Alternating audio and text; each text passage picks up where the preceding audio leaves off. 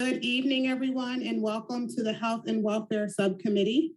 As co-chair of the Health and Welfare Subcommittee of the African American Task Force, and in accordance with the passage of House Concurrent Resolution 85, adopting rules of procedure for conducting virtual meetings of the General Assembly and its legislative committees during an emergency, this public body is authorized to meet virtually.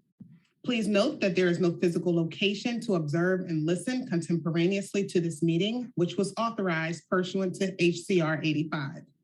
We are utilizing Zoom webinar for this virtual meeting.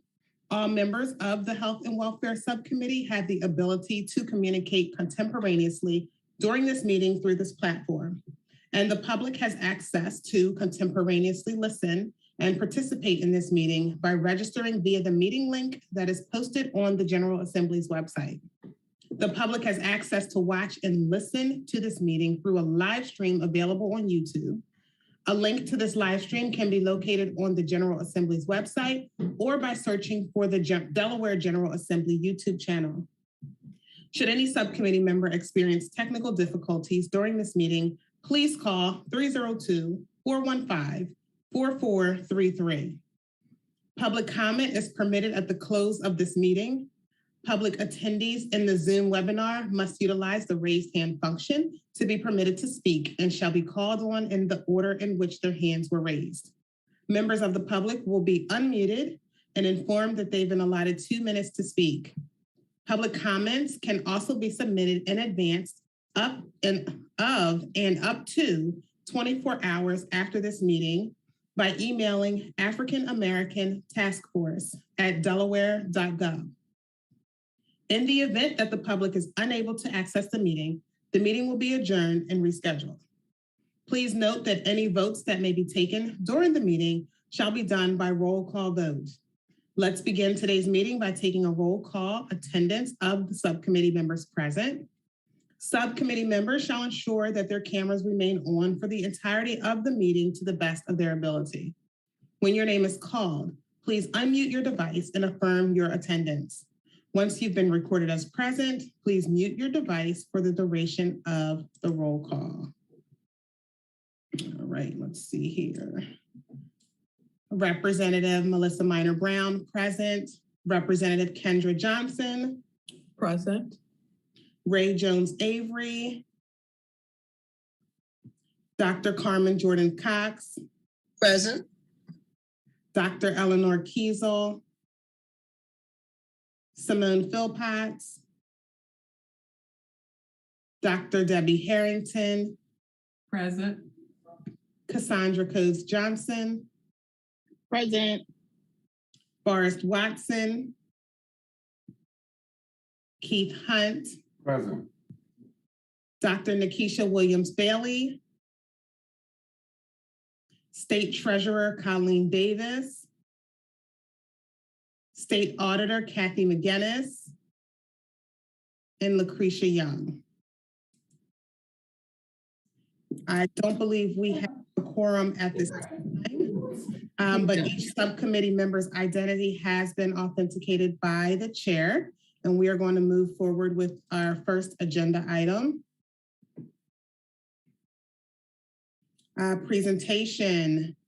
We actually, I am going to have Representative Johnson introduce our presenter this evening. Wonderful. Thank you, Representative Minor Brown. Good evening, afternoon. I'm confused. Good afternoon, almost evening, everyone. Tonight, our first agenda item is a presentation that will be given to us by Nico Brady. Nico is from the Delaware Department of Ag. She is the policy advisor, and you're probably wondering, and I'll make it really short so that we can get to her presentation and be respectful of her time. But her presentation is a result of a conversation and meeting that initially started, oh my goodness, her name, Claire, thank you. I'm like, for some strange reason, Claire's name just jumped out of my head.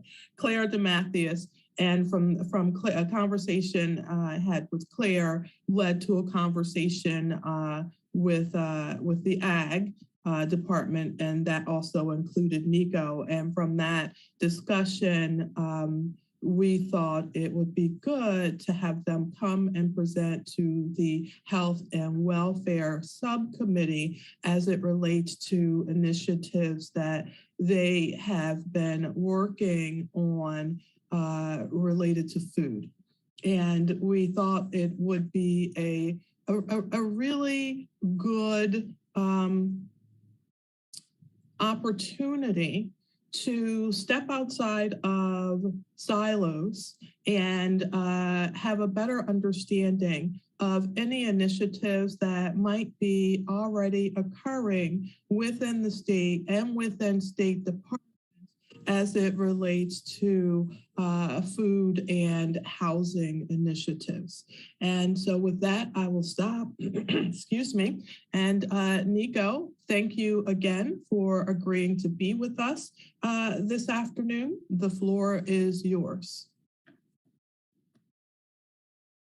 Madam Chairs, thank you for having me and inviting me to tonight's meeting. Representative Johnson, thank you again. My name is Nico Brady. I work for the Delaware Department of Agriculture, primarily on policy and legislation, advisory to Secretary Skuse on policy. Part of that role is the Delaware Council on Farm and Food Policy, which we created in 2018. Next slide, please. During the meeting that we had, Secretary and I with Representative Johnson last month, Representative Johnson discussed the work of this group and that the group is tasked with developing recommendations around health and wellness. And obviously food is part of that conversation. But Representative Johnson wanted to reach out and determine what is going on already prior to the group coming up with their recommendations and learning a little bit more about things that are happening already around food in particular and food access to help influence some of the recommendations. So I just want to give a brief review of the council and then get into some specifics about the work that we're doing in partnership with a few others around the state. The role of the group is really to act as, to help facilitate coordination. And as Representative Johnson mentioned, there's a lot going on in our state around food access and food security. And there are a lot of groups working in this space, a lot of community organizations, a lot of state departments, and just a lot of faith-based organizations and others.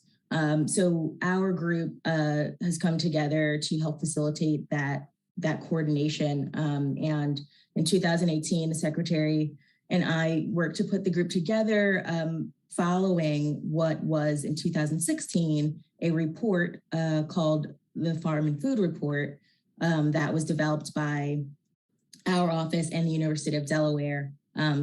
So one of the recommendations out of that report was to come up with develop a group that would focus on food and farm issues. So we developed the council, and the primary role of the council, knowing that there is a lot of work being done, but not always a lot of communication and sort of integration of that work, is to really help act as that facilitator to help bridge the gap and connect the dots. So our top priorities are still to connect our family farms here in Delaware with the local community members who need wholesome, safe, and affordable food products. The approach that we take generally is the policy systems and environment approach, the PSE approach, which I know several of you are familiar with. As far as policy goes, using data is really important to us to help inform decisions. So being able to compile data and make good use of it, to know, compiling data to better inform what's going on in the state. Systems for us means coordinating with key stakeholders so that we are maximizing the integration and coordination. And then the last environment is actually implementing projects. To a large extent, we are a project-oriented group. Next slide, please.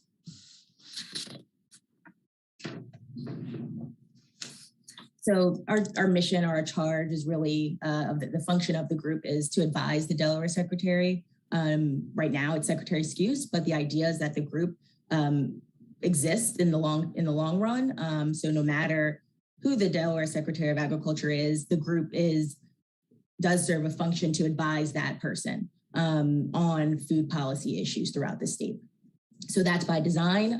The group is not based on any one administration, but certainly food policy and food security issues exist across administration. So our idea is to make sure that the group can last and always have that function of advisory. Our group is made up of 15 members spanning the sectors that are here. And next slide, please. These are the organizations that our membership currently represent. So we do have a variety of state departments and as well as community groups and university extension agents or university extension, but from both Delaware State and University of Delaware. So you can just see for yourself the variety of sectors that are incorporated as part of members of our group, which allows us to be well-rounded within the farm and food access space. Next slide, please. And really, the communication and the collaboration piece is really at the core of the council. And we host a number of roundtables throughout the year. We host an annual meeting. Typically it's in March. Last year was in May. But really, these pictures just demonstrate the nature of the group and how we operate. We are very interactive. It's about communicating, talking during sessions and learning from each other. There are so many folks throughout the state that are working on this. So it is important to us that we host these kinds of events. Next slide, please. The other piece is partners and network. And this is just a list of not only our partners in the network that we're building as a council, but of sort of very critical entities that are working throughout the state in all 3 counties on the food access and food policy work. Cape Community Coordination for COVID, CCC for COVID, is one group that we've been in connection with a lot, and that has been really at the forefront, especially during the pandemic. They're a group that's in Sussex County, and it was a group of community entities and others that band together and created during COVID to actually match community members with where food was. So that's one. Kingswood Community Center in Wilmington is doing such great work. And we have a variety of university and state departments listed here as well. Next slide, please. I wanted to break down just sort of a recap of some important discussion topics that we've had and been a part of as a council and as council members during this past year or during 2021. And just highlighting some of these in sort of categories, coordination and relationships, this continues to be at the forefront and sort of highlighted for folks in terms of how we're going to improve food access and the food access challenges and the food insecurity issues throughout the state. And you can see, some things listed here, but really common goals, sharing a vision, continued communication seems to be at the forefront. Communities is one, making sure that we know where our vulnerable communities are and what the vulnerabilities are. That continues to be very important, and really taking, as deep a dive as we can about the vulnerable communities. Human capacities. We've been talking a lot about engaging consumers and the role of consumers as far as food access goes and food security. The opportunity for our small to mid-sized farmers continues to be an increasingly important topic, especially with hiccups throughout the food supply chain, as we all experienced this past couple of years.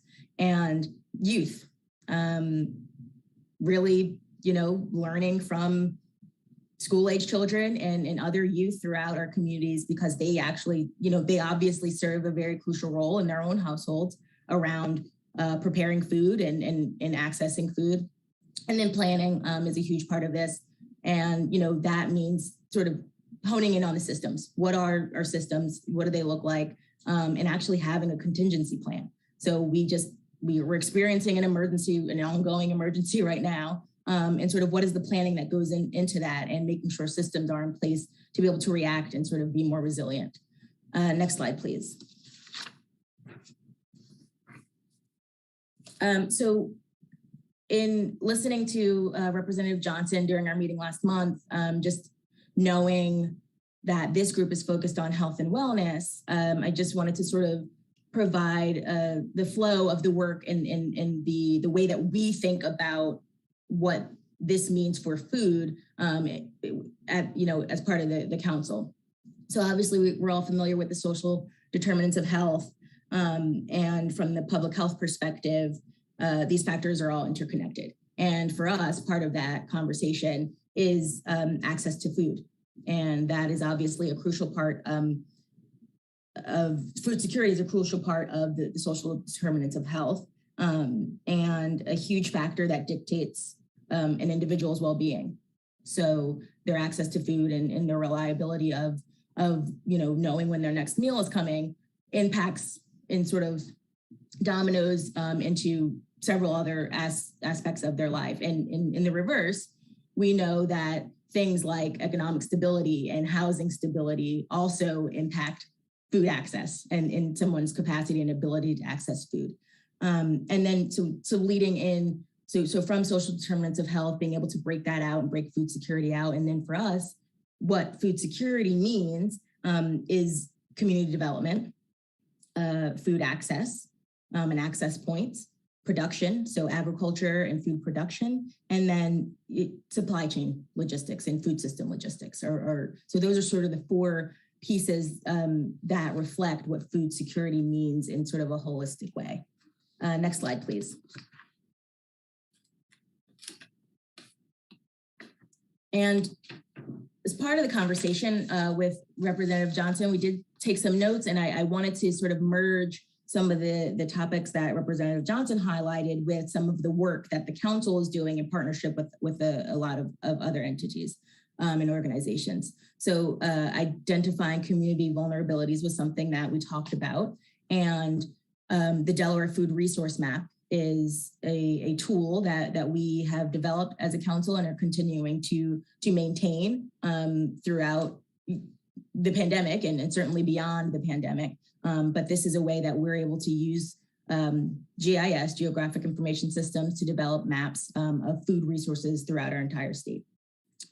So this data is updated and maintained. It includes things like food bank sites, it includes school feeding sites and others, and it's located on Delaware First Maps. So it is, Delaware First Maps is the central portal for open data for the state. So we do upload the map there, and that way folks can access it on their own.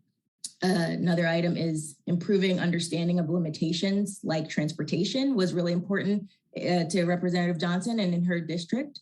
One project that speaks to improving an understanding of place-based, limitations is our Community Healthy Food Retail Initiative and the pilot projects that we have as part of that initiative. We're piloting projects, one in Dover and one in Harrington. And this map just shows a snapshot of the work that we're doing there. And in Dover, where we are highlighting food retail locations where food can be accessed. So as part of that project, we plan to improve the capacity of retail outlets to provide or to stock nourishing and healthy food options. So making sure that within your own community, an individual is able to access the foods that they, food products that they need. Third would be improving awareness and understanding of the existing capacities. And a lot of that work happens through data and knowing what we have access to. So the food security data dashboard is something that we're working on in partnership with the Governor's Cabinet Council on Family Services. Family Services Cabinet Council, FSCC. They're developing an integrated data system where for state agencies who collect data, like Health and Social Services, who collects data on the SNAP program or the WIC program, where states can input that data and share it across state agencies. That doesn't exist right now. DTI and the partners of SCC are working on it, which is going to be a very significant step to actually using the data that we collect. And then the last piece is developing targeted recommendations that help to resolve the challenges that we're talking about. And we've developed the local government food security, or we're developing a local government food security resource, which is going to be a tool targeting, or the audience should be local governments, municipalities, state and county governments, to be able to have a better sense of what's going on in their jurisdictions about food security, and also what their role should be in supporting their on-the-ground community organizations, who really, certainly in terms of crisis, do the brunt of the work. So those are projects that we have going on that align with some of the things that Representative Johnson mentioned. Next slide, please. And this will be, I'll wrap it up here. But I just wanted to mention what brought us together with when Claire spoke with Representative Claire DeMattis, spoke with Representative Johnson, was initially related to this new program that we were just awarded funding for, the First State Integrated Food System program, which is going to be a loan and grant program meant to help support our local food enterprises. So our community-based food enterprises that operate across the food supply chain. So that includes production, processing, and distribution.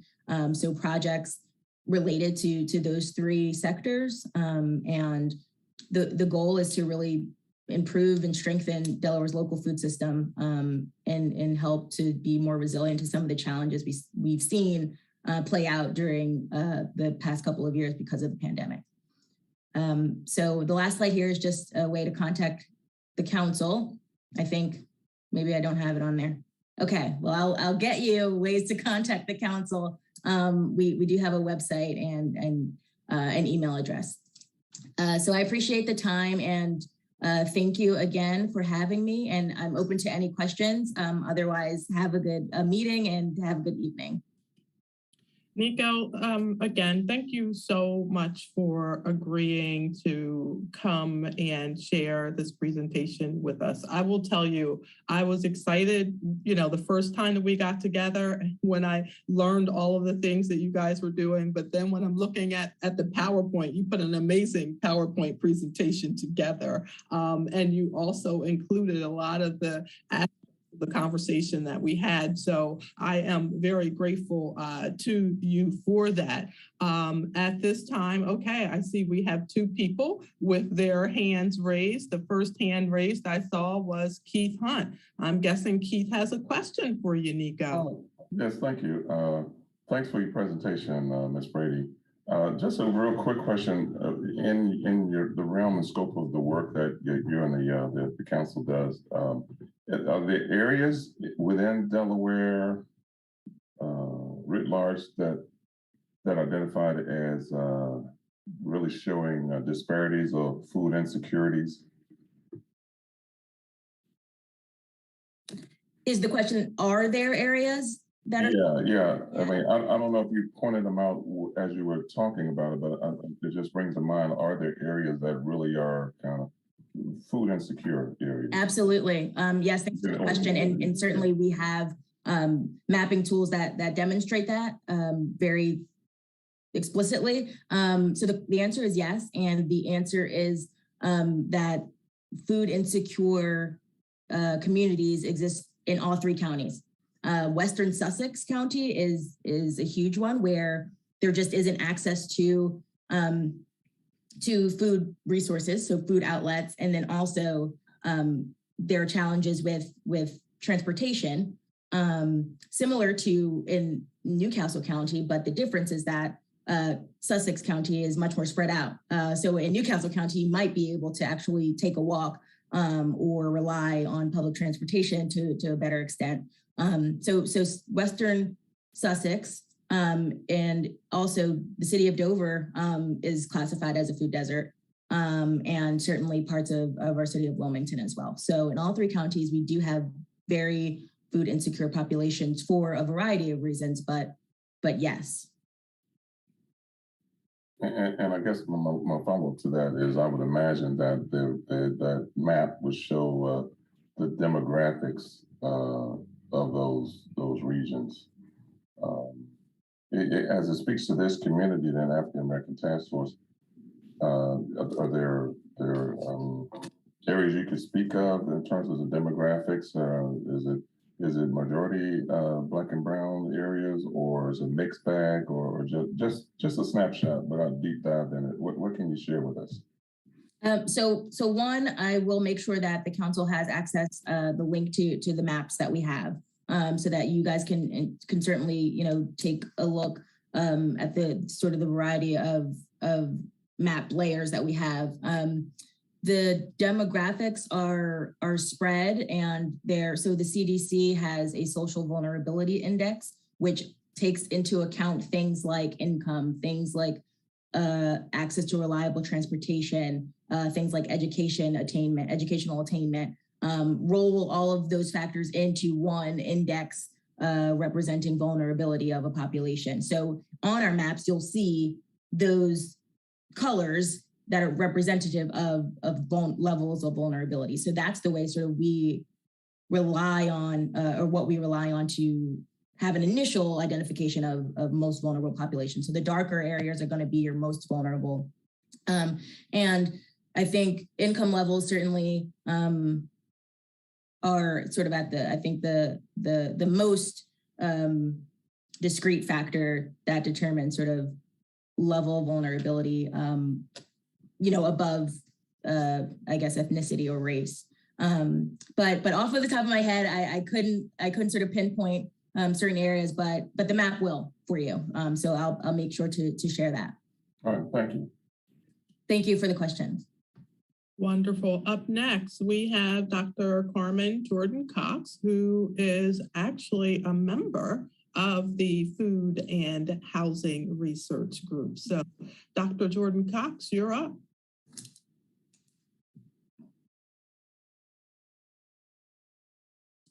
And you're muted. Did I have my hand up? Is that what? Yes. Oh, your hand was up. It wasn't. I'm sorry. Oh. Okay. All right. So, Dr. Jordan Cox, hand was up accidentally. Do we have any additional questions or comments for Nico before she jumps off? There's Representative Minor Brown. I was going to say, before she jumps off this call and goes to have her dinner. Representative Minor Brown, you have a comment or question? Thank you, Rep. Johnson. Yes, Nico, thank you so much for this presentation. I don't know if I missed this in the beginning of the slides or not. And it kind of goes off of what Mr. Hunt was saying. Is there like a definition to food insecurity that you follow? And my question is, does that mean, like, what's involved in that? Is it access to food, access to healthy food? And does it include like the rate of specific chronic diseases that are in a certain area?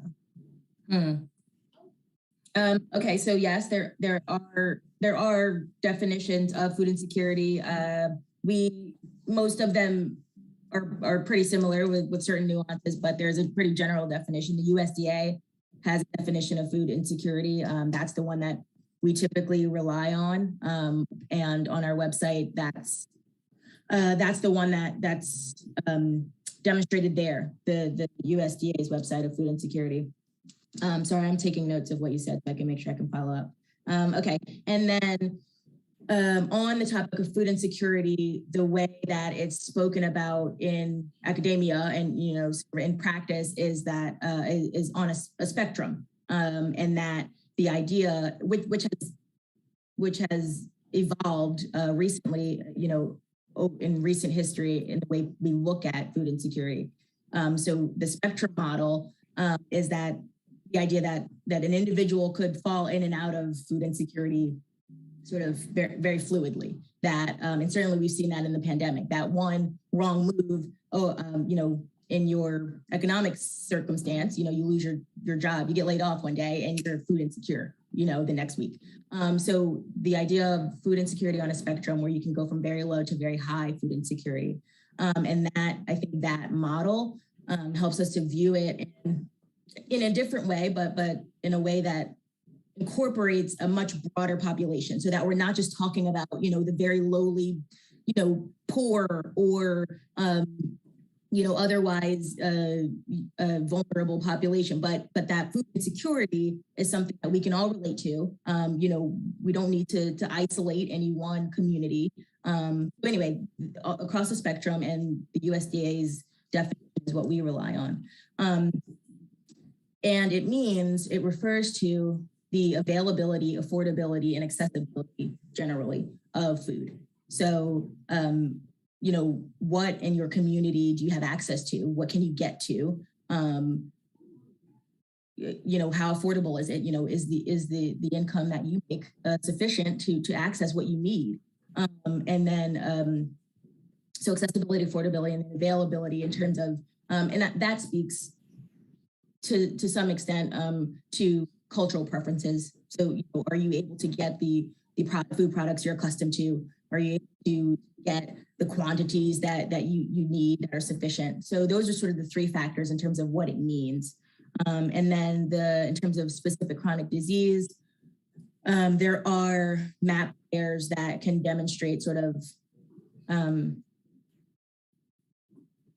food security as it relates or as it correlates to chronic disease and the incidence of increased chronic disease and poor nutrition. So that's available too. I think that answered, or at least spoke about some of the things you mentioned.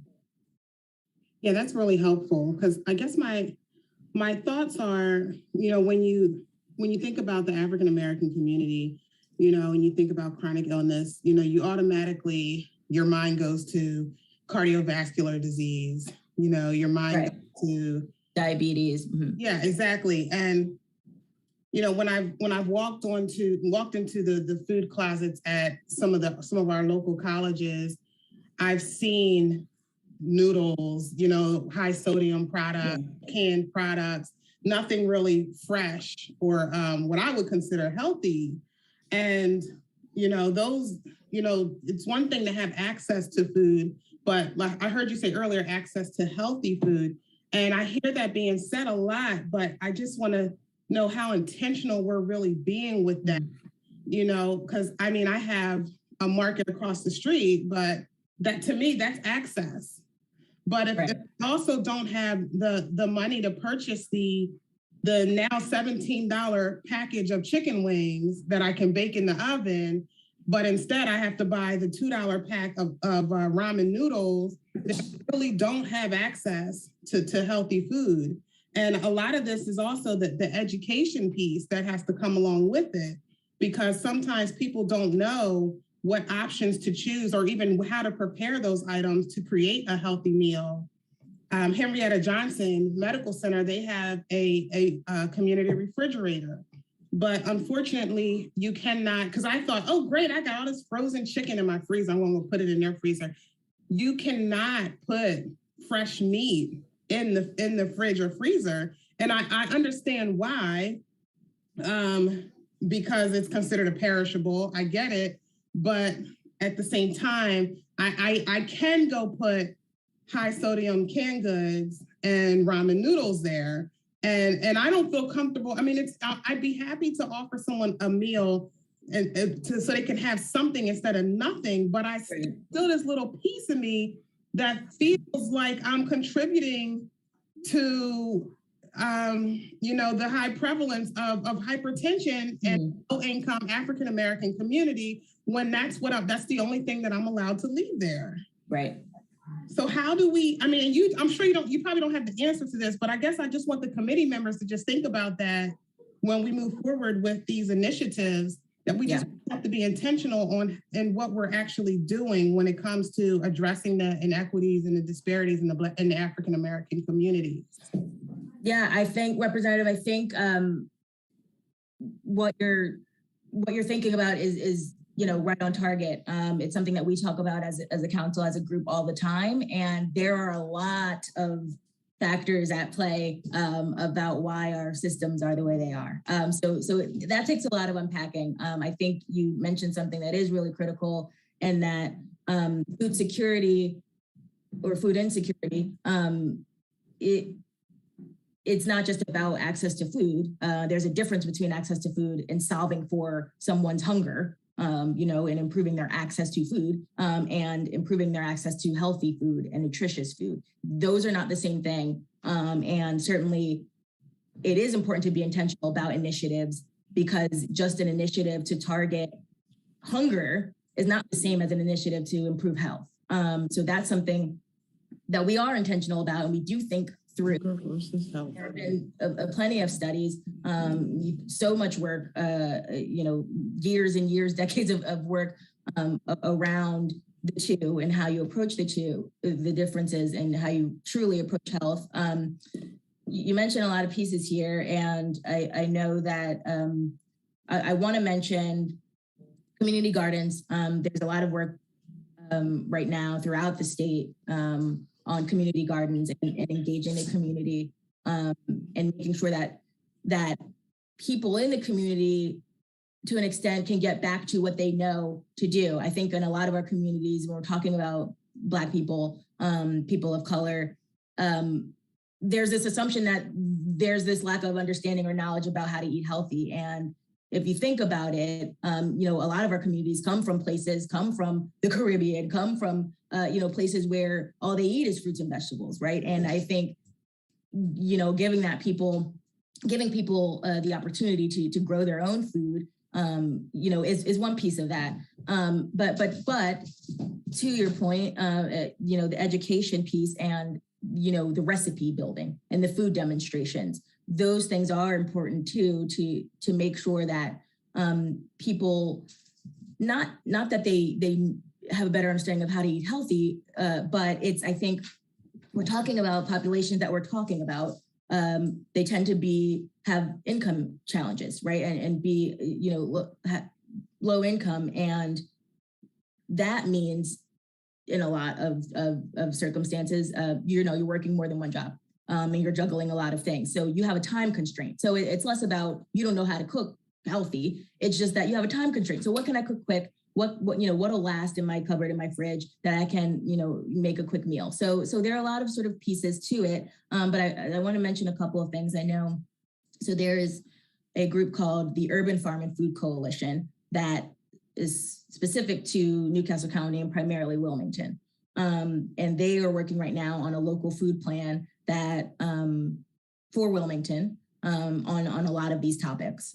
So that's one thing happening. And then I wanted to mention too, the SNAP education program through University of Delaware Cooperative Extension and Delaware State University Cooperative Extension in tandem. The SNAP education program focuses all on education. Youth education, youth cooking demonstrations in general, recipes. That's what they do, connecting with communities on education, and certainly SNAP recipients on education around eating healthy.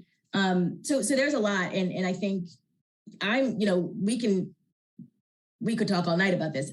But these conversations are very important, and please, you're welcome to join our council meetings and other work that we're doing to continue these conversations. We're thrilled to continue to engage with this group and with our legislature on these topics. And then you mentioned the expense of healthy food, and I know there's a lot to unpack there too, but there's a lot of mythbusters about that, and that there's sort of this easy sort of notion that eating healthy is more expensive.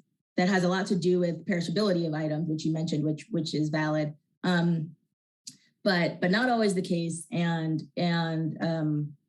we are advocates for frozen and canned.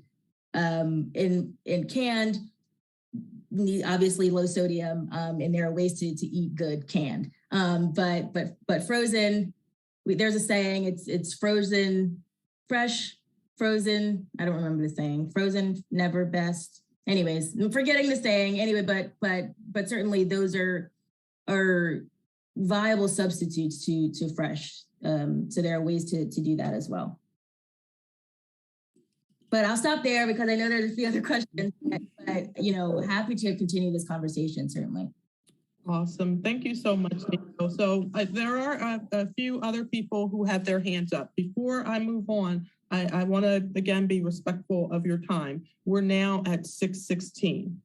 And then, of course, there's other things that are going to happen afterward. How much additional time can you provide to us? No, I'm happy to stay and talk more. Okay. You don't want to say that to this group. You know what? So I'm going to everybody know how much time we have. You cut me off, but you need Listen, you will be here until 8 o'clock tonight. So, guys, what I see is, let's see, I see Caitlin has her hand up. I see Ray Jones Avery has her hand up. And Dr. Carmen Jordan Cox, is your hand really up this time? Okay. All right. So let us do Caitlin, Ray Jones Avery, Dr. Carmen Jordan Cox, and then we're going to stop there. Okay. So Caitlin, you're up. Thank you, Representative. And I'm so sorry to jump over you, Ray. Something that Rep. Miner-Brown was talking about sparked a curiosity for me. So I have heard from folks in older generations than I am that in home economics, they used to teach you how to cook. And by the time I went through school, they didn't even do home economics. I don't believe we had it. I went to Middletown High School. I graduated in 2007. I am almost positive we didn't have that as a course offering. And so I'm just wondering, is that something we can bring back? I mean, I'm a mom of a 2-year-old and I know what healthy foods are, but I don't know how to make chicken so that it tastes good. I really don't. And so I struggle, I can make myself as a single person food that is, passable for me, but how do I make good, healthy food that my kid actually wants to eat? That's just a skill that I never learned. And is that something we can address, through the education system, or should we? I just think that's a conversation to consider, and I'll just leave it there. Thank you. That was a really good comment. I am not going to add to it because I could say a whole lot. Up next, we have Ray Jones Avery. Ray, I'm so sorry I jumped over you. I opened up the box and Caitlin's the first one I saw. No problem. Thank you, Caitlin, for your honesty. As I was thinking and taking this a lot of information, thank you so much for your presentation, Nico. There are quite a few people that don't know how to cook. They just don't. I did a Facebook Live with two of younger parents that I have a relationship with because they kept asking me. And we had over 300 hits and views, I meant to say, just for a cooking demonstration. Mm-hmm. So I think that we can do a lot more of that. My question is a real quick question. Conscious connections, I didn't see them on your partnership or your stakeholder list. Are you familiar with that? Yes, and that is an oversight. Conscious Connections, you'll see them on our website for sure. Is certainly a partner of ours. I know Matt Williams well, and we work a lot together. In fact, I think, in terms of what we're talking about right now and bringing back the skills building and the education at early ages, in instilling the knowledge of agriculture, of farming, of growing your own and sort of taking it in your own hands, your own nutrition. Conscious Connections and what Matt's doing with high school students is amazing. I think it should be a model for the state. I've said that to a couple of legislators, and if anything, if there's going to be any legislation related to, community development and sort of improving systemic education, that Conscious Connections should be a model, in my opinion. There are, I know, other programs throughout the city, throughout the state that exist. but certainly that one to me is one that has worked well. I've met the students myself and heard the stories that they've had to share. So yes, I'm familiar with Conscious Connections, and that's are they on the east side? No, that's North Market, 23rd and Market. So thank you. I did see it, wanted to, and I agree with you 100%, wanted to lift up Conscious Connections in their model. And for my colleagues that are not familiar, he's happy to, do visits. It's really phenomenal. Are any of these other groups doing hydroponics where people are being taught how to build systems in their home to grow, greens in their homes? So I don't know the extent that folks have programs to that specifically. I know that Kingswood Community Center and what Logan Herring is doing with that work there. I know he's got a couple of projects on his site that focus on indoor growing. And that the community can access there and sort of learn about indoor growing, aquaponics, hydroponics. So I know that exists. And I know Delaware State University has a couple of programs and other tools or resources that that are accessible or available. So I don't know for certain, and I couldn't list off what the programs might be, but I know there are a few that are actually teaching people how to grow. And then I think the garden projects, there are quite a few. There's Healthy Foods for Healthy Kids is one that's focused on gardens at schools. The University of Delaware has Master Gardener programs, but gardening, I think it's something that's probably at the top of the list in terms of teaching people how to do, and that they can sort of take those tools back home. And certain spots are available, like at Bellevue Farms and things like that, where community members have plots of their own and grow whatever they want to take back to their families. Mm-hmm. Thank you. Thank you. Up next, Dr. Carmen Jordan Cox. Hi. Nico, I want to thank you very much for your presentation and for staying on to spend so much time with us. And I guess I had it as a two-part question. One, are the ways in which we can support what you're doing? And two, do you have any recommendations for us? Mm. And that may be something those are the things you may need to think about and get back to us or get back to Rep. Johnson. But I want to kind of throw both of those out there. Yes, thank you for that. I think that the continuous communication at the very least is something that would be helpful. I know, I've spoken to a couple of legislators sort of one-on-one, Representative Johnson being one of them, about this kind of work. I know that at the legislative level, these thoughts are happening, the conversations are happening. There are plans to sort of introduce certain bills. But I think for us, the policy aspect of things and introducing bills, continuing to have these conversations and making sure that we're not spinning our wheels. And I think, like Representative Minor Brown said, being intentional about what we're doing, I think. So I think the continued conversation, making sure we're connected on what's going on.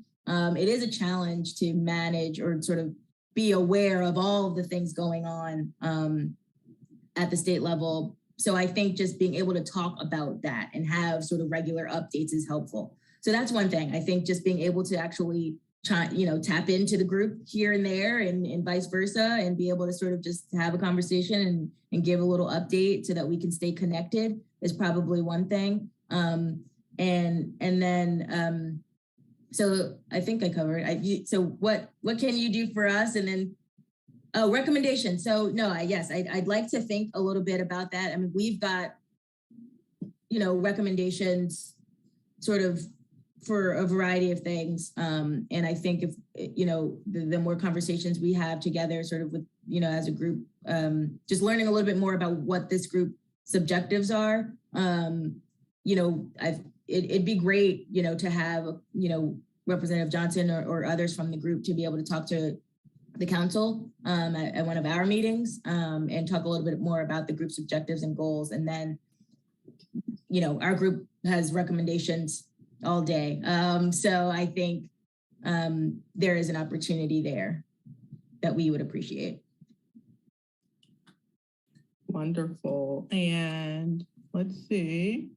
I think I saw, well, no, I don't now. Wait, no, I thought I saw one more hand up. I do not. Oh, yes, I do. All right. Wait, Keith, what are you doing? Yeah, no, I didn't want to take up any much more time, but I just want to make a point and not go down the rabbit hole on it. And that is that, as you were speaking, Ms. Brady, it made me think about the intersection of policies at your network level of all the professionals and professional groups and delivery groups that you're associated with in your network. But then again, I'm with the Department of Human Resources, and one of the things that we've talked about over the last 2 years is how do we reduce our healthcare costs? And we started focusing on wellness, diabetes prevention, and how do we communicate that and educate our employees around that? And I'm wondering, and you mentioned SNAP, not totally familiar with all the ins and outs of it, but and I was very pleased to talk about the education programs, that Healthy Recipes, et cetera. But my question becomes, you want around this whole keyword and everything we face with disparities. We know about these things, we know how to inform, we know how to educate, but then there seems to be a disparity in how that gets delivered to our communities. So it also begs that on one hand, the state provides money for low-income people to buy food, but yet they only enable them to buy unhealthy foods, if you will, or not have that many options for healthy food items. And then if we're spending that money to supplement those families, why would we not then connect the dots from a policy standpoint around providing the education or making sure that the education occurs, or we're aggressive with the education so there's no disparity in the educational component of it. So there's some dots to be connected. And I keep telling people that moving to the state, it's so small, it's less than 1 million people. We should be able to reach out and touch people and network around these things much easier than it appears to be to connect these dots from a policy standpoint. Thank you. No, I think that's a really good point. And I'll say in terms of food assistance programs, which roll out from the federal government, so SNAP, WIC, school nutrition, the other programs, there's a lot there's some that's right with those programs. And then there's a lot that misses the mark, and the way that those programs operate and the way that they're administered is such on an aggregate level that it doesn't actually, meet the needs of individuals. I'll say it that way. There's a lot. Yes, I agree with you. I agree that the dots need to be connected. I agree that there should be opportunities in our state. But in terms of what is it called? In terms of monthly benefits for SNAP and allowable SNAP products, that's not what it's called, but in the program, but allowable SNAP products, which you can purchase with your SNAP dollars, don't necessarily align with, leading the most healthy and nutritious lifestyle. That's true. So I think that there's a lot, there are some things that the state can do, but a lot of this is the way that programs are set up at the federal level. So there's a lot of challenges to me, to a lot of the folks in our group. Being able to access the data about these programs is important. I think, right now, Health and Social Services collects data about SNAP, but nobody can access it. Like, we don't know, who the program's reaching. We don't know the changes over time. We don't know, what's working and what's not. So one of those things is appealing to, okay, well, let's use the data we're collecting. Like, let's use the data. We know where these populations are. We know where people live. We know what communities they live in. We know how much they spend in dollars on SNAP. We know what stores they go to, but we can't access any of that information. So that's one of the things, we advocate for. Let's at least take a look at what information we have available and piece it together and make sense of it. So yeah, there's a lot wrong with food assistance programs that are not necessarily designed or structured to impact nutrition. So, but I do agree with you. There's a lot to be done in our state, and we are. And I appreciate your response. I do. But we see it clear as day, but it's just like we just don't connect it. I'm sorry. Thank you for your response. So thank you very much. And our final question for you, Nico, comes from Debbie Harrington. All right, thank you, Representative Johnson. And I don't really have a question. I have a couple of comments, but I just want to start off by saying, Representative Johnson, the only reason I raised my hand is because Keith raised his, so I thought that was my opportunity. Nico, thank you very much for the presentation. Really, it causes us to really think about the severity of food insecurity and how we can help that situation. I just want the comments were though to Ray. Delaware State University does have a farm that students tend, they take care of. So they are instructing in growing, farming and growing and gardening. They do that. And also, there's a lot to be said about what Caitlin said. When I was in high school, we did have the home economics where they taught you how to cook. And I'm sure they don't do that anymore. But that's something, Nico, that we probably, maybe the Department of Agriculture here in Delaware can look at pushing in for the schools in Delaware, because I think, as Caitlin said, that's much needed and very good for teaching us about healthy living. And then my last comment was Representative Minor Brown was asking about access, and as Nico said, and the U.S. Department of Agriculture does say on their website that they describe food security as access to enough food to live a healthy life. So, which says that is access and is the kind of is healthy eating, is healthy food. So I just wanted to make those points. Thank you, Representative Johnson. Good points. Thank you, Debbie.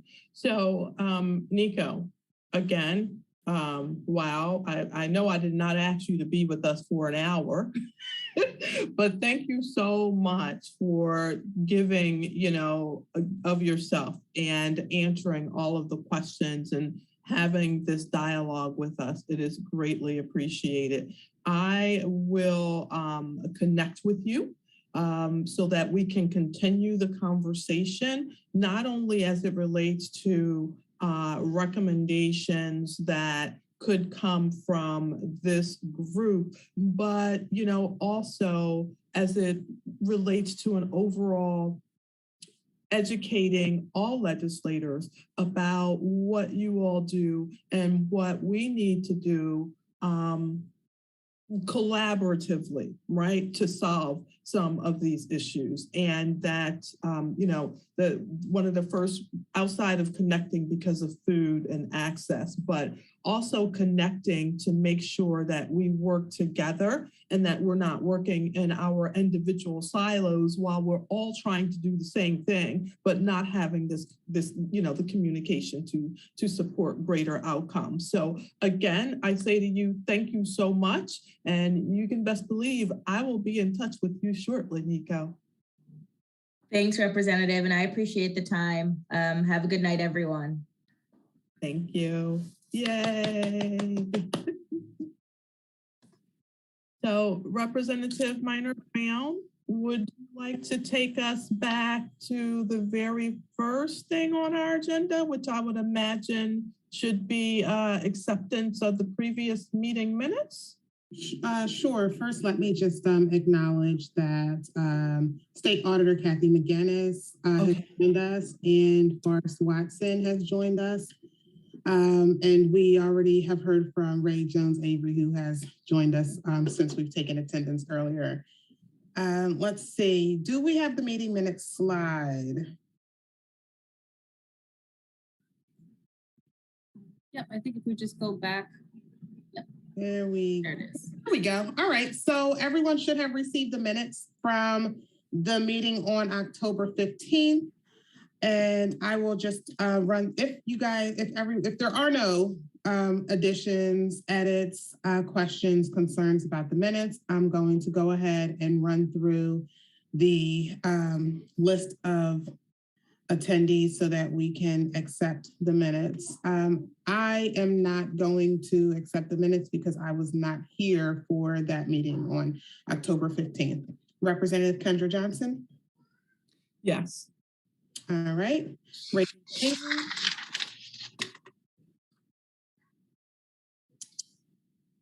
What are we doing? Approving the minutes? Yes. Approved. Thank you. Dr. Carmen Jordan Cox.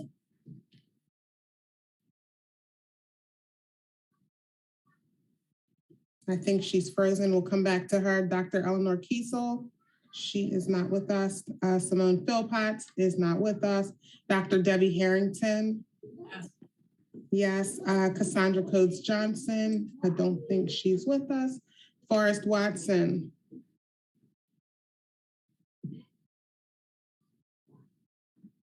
Okay. Keith Hunt. Abstain. I don't believe I was in attendance either. Okay, abstain. Dr. Nikisha Williams-Bailey is not with us. State Treasurer Colleen Davis is not with us. State Auditor Kathy McGinnis. Yes. State Auditor Kathy McGinnis is a yes. Lucretia Young is not with us. I'm going to go back to Dr. Carmen Jordan Cox. It looks like she probably signed off and is going to sign back in because she was frozen. Forrest Watson. Approved. Yes. Okay, so for the sake of time, we'll move on for now, and then we will come back to Dr. Carmen Jordan Cox in a bit. All right, so moving on with the agenda, Behavioral Health Research Group findings and recommendations. Our Behavioral Health Research Group is Ray Jones Avery, Forrest Watson, and Rep. Kendra Johnson either is part of the research group or she has her hand up. Let's see. I couldn't find my electronic hand fast enough. I received a message that, let me see, that we had Richard from the Farm Bureau and that had his hand raised. So before we moved on to the next conversation, I wanted to give him the opportunity to make any comments that he wanted to make. Okay. Okay. Before we do that, Dr. Carmen Jordan Cox is back with us. Dr. Carmen, we were actually approving the minutes from the 2015 meeting. Do you approve? Yeah, sorry about that. My computer just completely crashed, and so I had to dial in from my phone. Sorry. No worries. Thank you. All right. Really quick, we're going to circle back to the presentation because Richard Wilkins had his hand raised.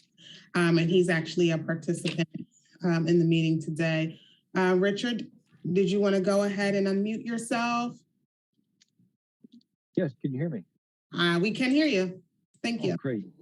So I really appreciate the indulgence. I was just, Nico gave a great presentation, wonderful presentation, and one of her last final comments pertaining to nutrition spending and food and nutrition benefits and how that so much of that is tied at the federal level. And I just wanted to let you all know that there's many of us, myself included, within the Farm Bureau and the agricultural community that, every 5 years when we do a reauthorization for food and nutrition and agricultural safety net authorization.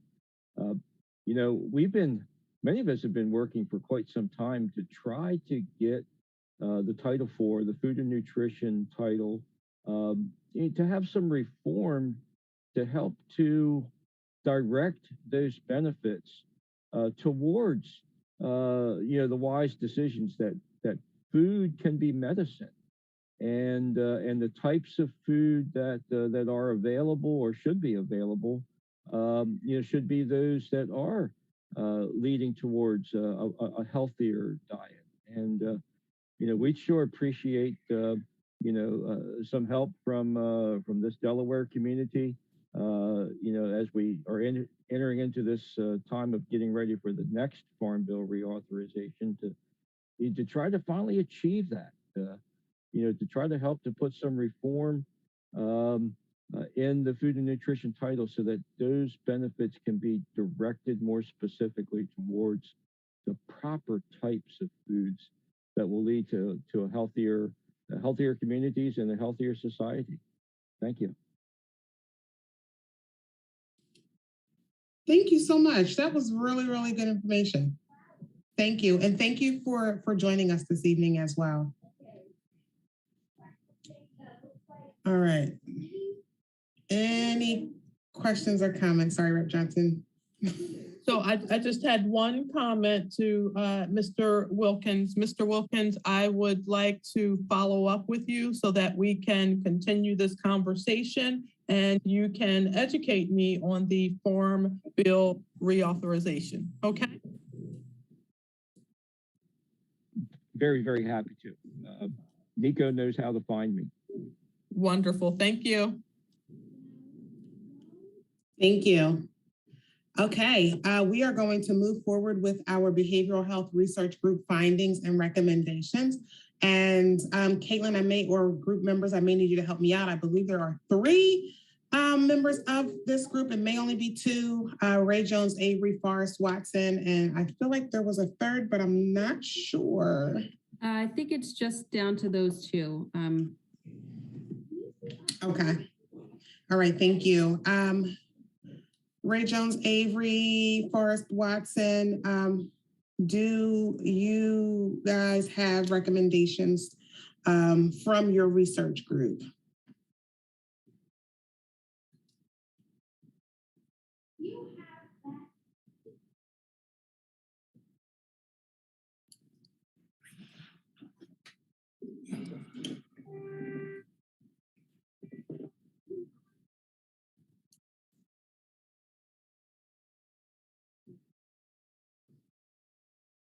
Okay.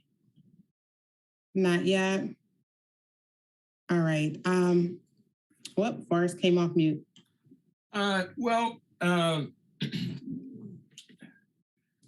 We've got some recommendations in. I've drafted some recommendations that meet some of the outstanding findings that we've had.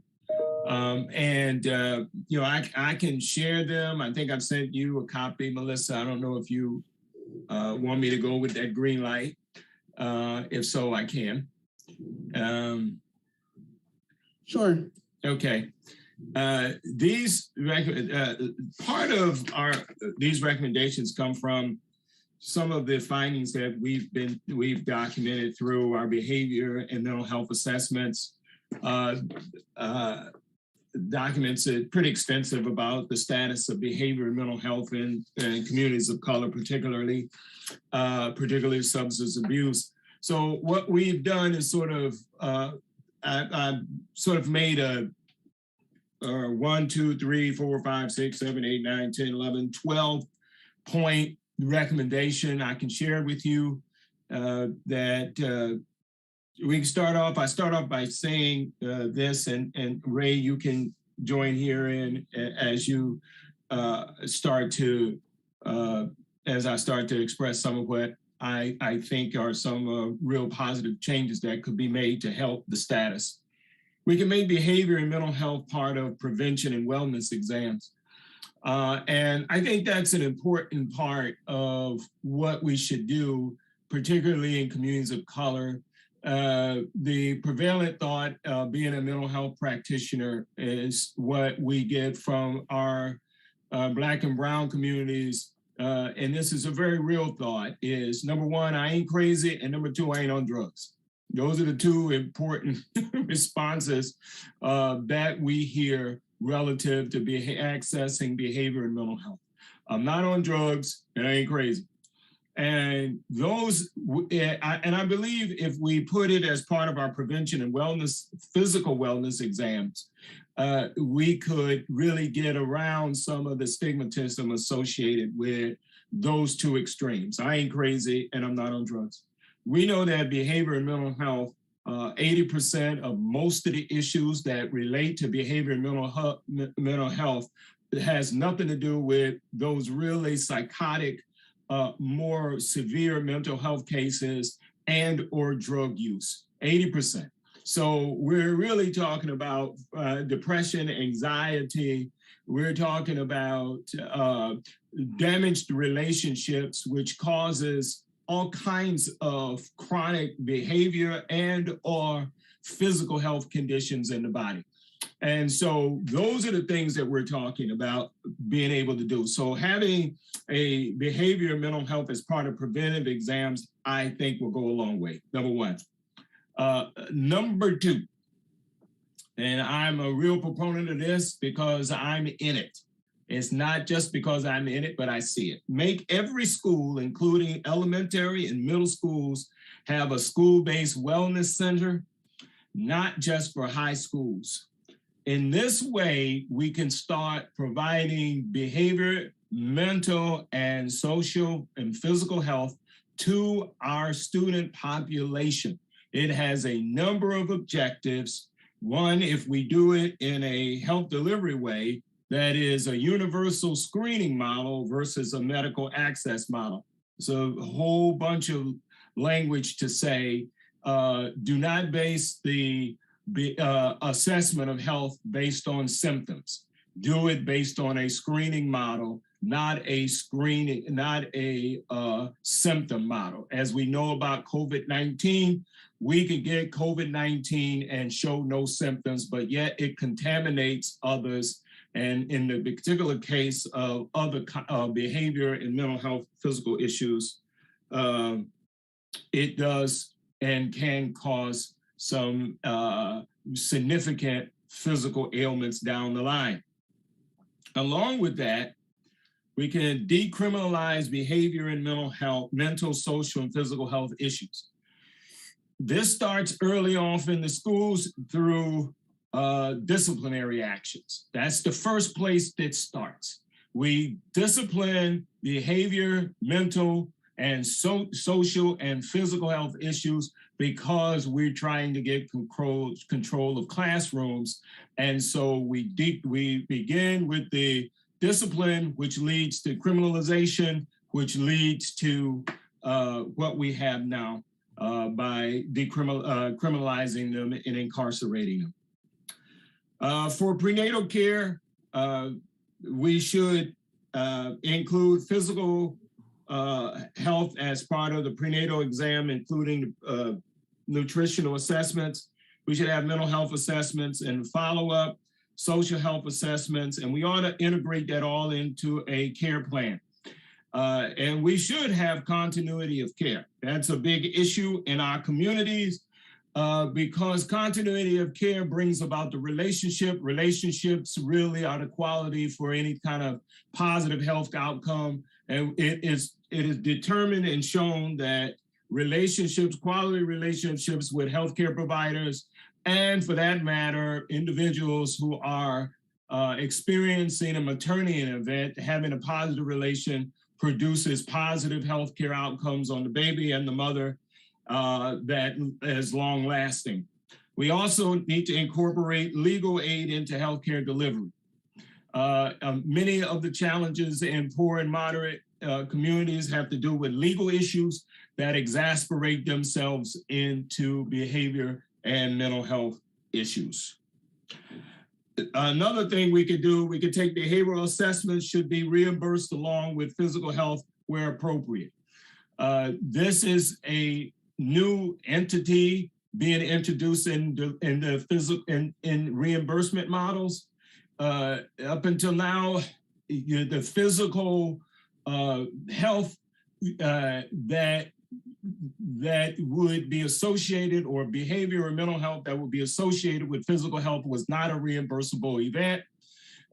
It was not connected. And so what it did was, because of the reimbursement, it drove individual providers and people not to access the care. So we could have behavioral assessments integrated in the physical health, because we now know that behavior and mental health impacts on our physical health and exacerbate physical issues. We can also eliminate the restrictions or the limitations on the number of mental health visits per year. Mental health is the only benefit that is restricted, in terms of you get so many mental health visits and that's it, and then you're out of luck.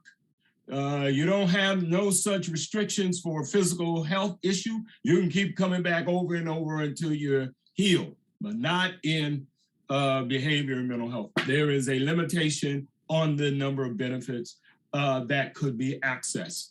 That's problematic. Again, now this is really important.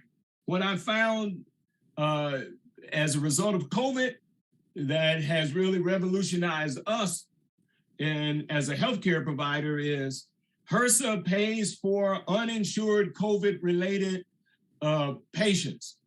HRSA pays for uninsured COVID-related patients.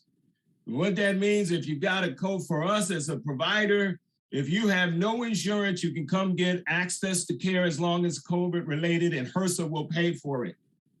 We need to expand that to at least have HRSA paid for primary care and preventative exams, including behavior and mental health. They should just do that. They shouldn't restrict it. They should just do it. That's my thought. They should restrict mental health diagnosis for children under 12. They should restrict mental health diagnosis for children under 12. Too often, children under 12 are experiencing mental health diagnoses that stay with them throughout their lifetime. This is a travesty. Too many children of color are misdiagnosed and carry a mental health diagnosis that stay with them throughout their lifetime. This is a travesty. Children under 12 should have what is called adjustment disorders, not mental health diagnosis. Adjustment disorder mainly indicates that as you develop in physical and emotional, you grow out of those disorders. And so those we should stop overly diagnosis with ADD and ADHD. That is a travesty, and we should therefore not drug our young. Another thing we should do, have pre-trial physical, mental, and social health assessment with diversion programs. We don't need to be putting and locking people up for mental and social health conditions in jail for non-violent offenses, even if they are violent drug offenses, even if they are violent offenses that are behavior and mental health rooted, we should have diversionary programs. As a result of that, those individuals who were previously incarcerated should have behavior/mental health assessments on discharge or release from those incarcerations. And they should have those assessments where they have what is called a local warm handoff to handoff to referral to local providers to provide that continuity of care. They should not just be released and thrown out into the wild, so to speak. Then some of the other things are more wide-ranging. There are more and more communities around the country that are particularly public health institutions are declaring racism as a public health crisis. Part of that, in my view, coming from a person of color, is that we need to have anti-racism programs as focal points of these particular designations of public health crises. Public health crises, racism does cause behavioral health problems, not only in community of colors, but also in Caucasians communities. This is one of the biggest issues that I have, and I know this might step on somebody's toes, but we should integrate communities of color history into American and world history and teach it. That's what we should do. A lot of people call that critical race theory, and they've made it the boogeyman and they want to destroy it because it has some kind of foreign, mind-altering attack against Caucasian communities. That's a lie from hell. They ought to just integrate communities of color history. Number three, and finally, we should apply a mental health assessment impact. Well, we should apply a health assessment impact to laws and regulations. This is beginning to get some tractions throughout because people are starting to understand they just can't make laws and regulations and don't understand the impact that it has on the community. We need to expand that to include mental. That's some of the recommendations. Thank you.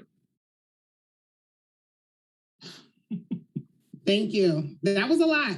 A lot. But thank you. Honestly, one of the things that really stuck out to me that you said was eliminating restrictions on mental health visits per year. And all of it was good information. Some of it related to HRSA is a conversation that would have to be had with our statewide delegation, our U.S. senators and Congresswoman Blunt Rochester, who is in contact with HRSA from that level. But eliminating restrictions on mental health visits per year was something that stuck out to me. Representative Johnson actually has her hand raised. Thank you so much. I don't have a question. I have a request. Well, first I'll say, Forrest, wow, that was a lot of information and a lot to take in. My request of you is if you could forward a copy of your recommendations to us or to directly to Caitlin or myself or Representative Minor Brown so that we could push them out to the rest of the team. I know for me, in addition to hearing it, I'll also need to read it and process it. That's my learning style. So it would be greatly appreciated if you could forward those on. Thank you so much again. Representative Minor Brown, I think I sent you a copy. I don't know, Forrest. You keep on throwing me under the bus now. Come on now. This is the second time you did that tonight. No, I just sent you one. I just sent you a copy. No, I didn't. I just sent you a copy. I'm just saying. I didn't mean to throw you under the bus. No, it's okay. It's just I'm just playing with you. But all right, thank you. I will look for the copy and I will forward it to the others. And Debbie Harrington has her hand up. Yeah, thank you, Representative Minor Brown. So as far as those are some excellent recommendations, but as everyone else said, it's a lot. If we could just get that in writing, it would be perfect. But it is really, really good, really excellent points. But just a question, we way back, we did do some work on a public health crisis and or racism as a public health crisis. So where are we on that? That was legislation that that Representative Minor Brown that you were pushing, and we did some corrections, recommendations, additions, deletions. So where are we on that now? We actually had a really great resolution that we brought forward and circulated for co-sponsors, and it came from this body here. And there were some concerns that Representative Johnson and I have to work through with that resolution. We could talk more about that, but not right now.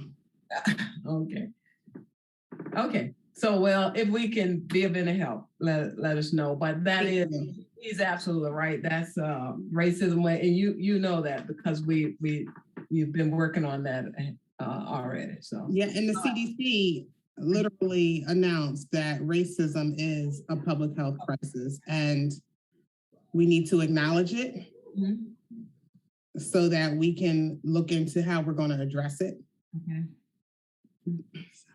Keith Hunt has his hand up. Quickly, Mr. Watson, that was a very good presentation. Thank you also, Ray Jones Avery, for your participation in that. The one, there was a lot of information, a lot of great information. The one that I'm bringing up here is the one about the youth being tagged early. I forget the exact technical term you put on that, where there's a shift should happen. But the question I had behind that point you made, though, is where is the entity that has the touch point on being able to make that change happen that you pointed out? This is, Keith, thank you. The system is so widespread that it's on automatic, Keith. We have, in education, we have individual education plans or IEPs.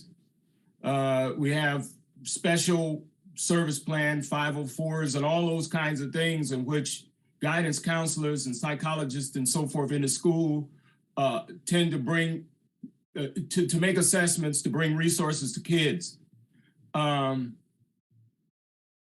It's very easy to look at children that exhibit certain behaviors as sick and with some mental health condition. Typically speaking, when an assessment is made like that, usually resources can flow to that child. Unfortunately, we have found that those who diagnose those children are ill-equipped because we don't have enough specialized child psychiatrists or psychiatric trained providers who can make that diagnosis that result in medication. Generally, what they do is they send these teachers and those counselors with these problematic, so-called problematic behavior children, they send them out for a review and they send them to their pediatrician, who in many ways are ill-equipped, not knowledgeable, and make a diagnosis and they send it back. That diagnosis then follow that child. Ray could probably spend a little bit more time on it from her educational background. And then it becomes a way resources flow to that child. And it's like, so what's happening is in many cases, because of that, the parent goes along in some cases because they're having difficulty dealing with the behavior of a child that most of the time is rooted in some kind of trauma, whether that's emotional, physical, or some kind of social impetus that causes the reaction in a child. And it mimics what could be a true mental health diagnosis, but a lot of it is just traumatized kids. And they are not given that assessment. So what we found as a school-based wellness center, we come in and do an assessment, we're able to challenge those evaluations and also complement the medical medication with the counseling and the root cause of why sometimes children act the way they do. So when you ask what entity, it is a vast entity, and it's a system that that rewards a diagnosis associated with a child? Well, I guess just as a follow-up very briefly, I was wondering if that entity would be rooted in the DHSS or the school system in and of itself. I mean, somebody somewhere has got to be able to have a hand on the wheel of that. I'm reminded of a friend of mine years ago who did substitute teaching. I lived in Jersey at the time, and he came home with a story about a couple of schools that he went to, middle school and high school, where a student had a person that shepherded them throughout the whole school day, a one-to-one relationship to shepherd that student through the whole school day, every day.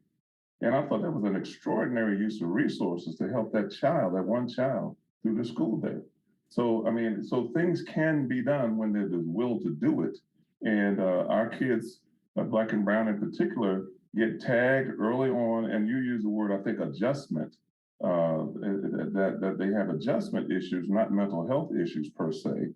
Mm-hmm. And so, but our kids get tagged early on, it's on their school record, it follows them, and then they get demonized, even further exacerbated in the criminal justice system, where children get treated as adults. And some situations might apply, but not all. I think it's disproportionate.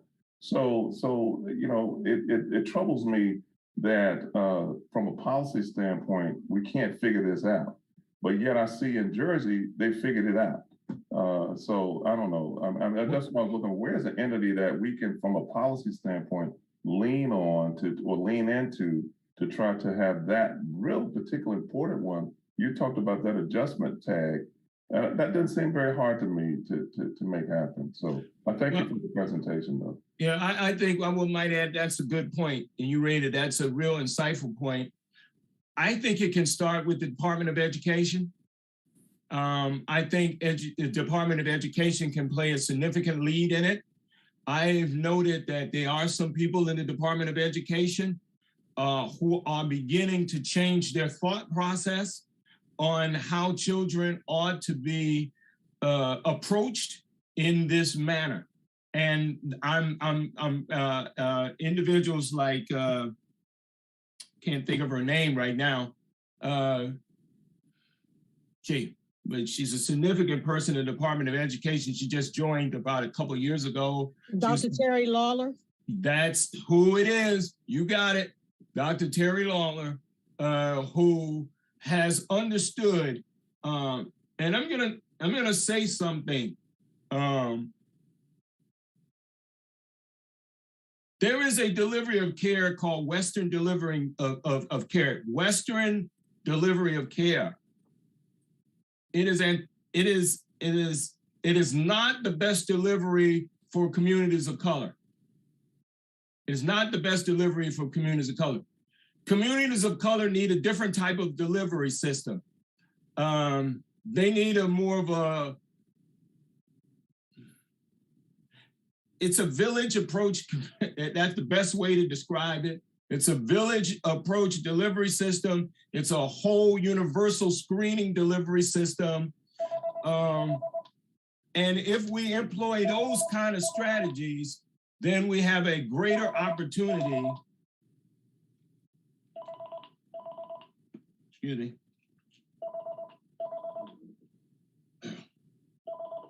Okay, we got a greater opportunity to make change.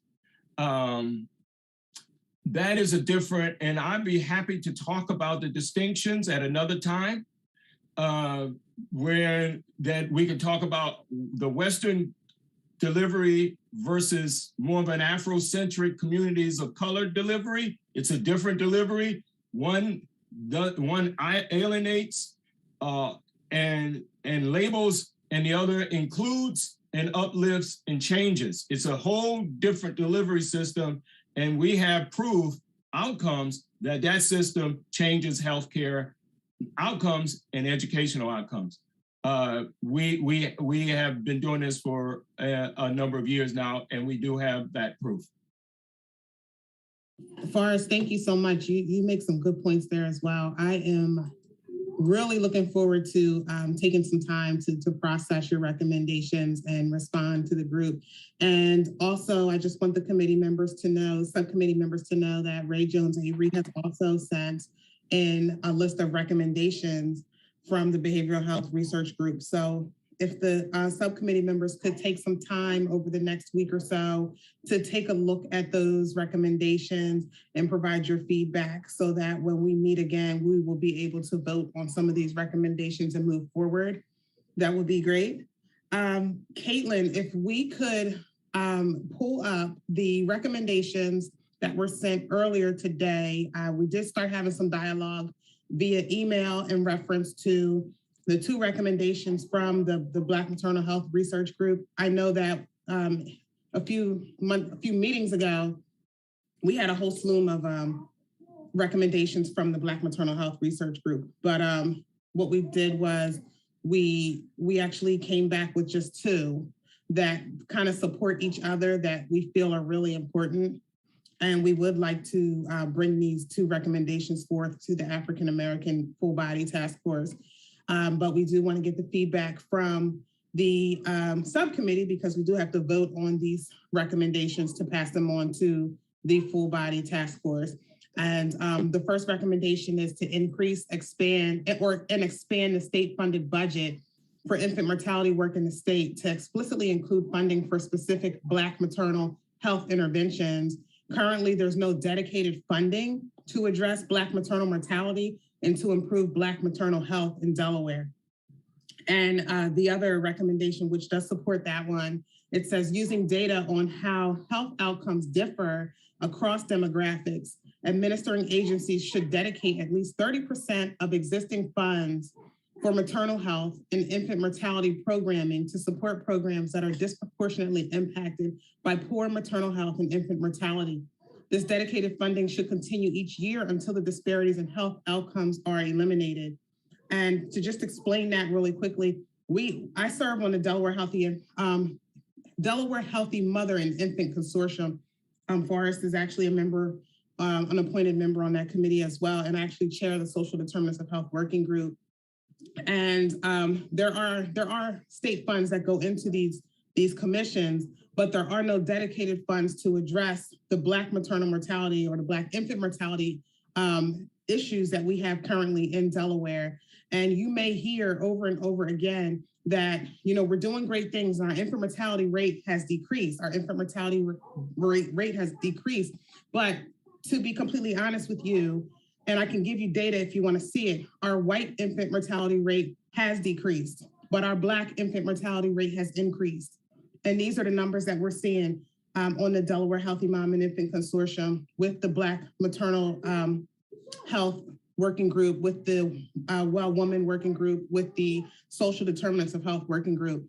And there really has to be, and I love using this word intentional because I'm really intentional when I say this, but we have to actually look at that and be intentional on addressing the Black maternal mortality and infant mortality rates that are currently in our state. So that is why we came up with those two recommendations.